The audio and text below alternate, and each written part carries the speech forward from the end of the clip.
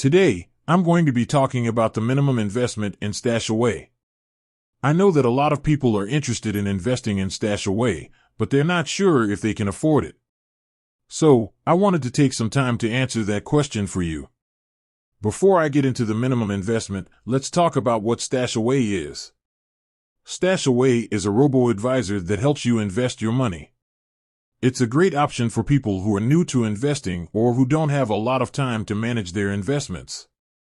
How does StashAway work? StashAway works by asking you a few questions about your financial goals and risk tolerance. Then, it uses that information to create a personalized investment portfolio for you. What is the minimum investment in StashAway? The minimum investment in StashAway is $1,000. This is a pretty low minimum investment, especially when you compare it to other investment platforms. Why is the minimum investment so low? There are a few reasons why the minimum investment in StashAway is so low.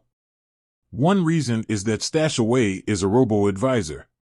Robo-advisors use algorithms to manage your investments, so they don't need to spend as much time and money on human advisors. Another reason is that StashAway is focused on helping people save for their long-term financial goals. This means that they're more interested in helping you grow your money over time than in making a quick profit. Is StashAway right for you? If you're looking for a low-cost, easy-to-use investment platform, then StashAway may be right for you. However, it's important to remember that investing involves risk. You could lose money if the market goes down. The minimum investment in StashAway is $1,000.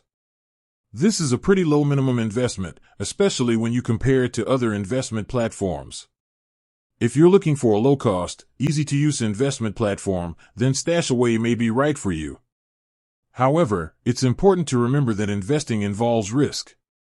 With that said, thank you for watching.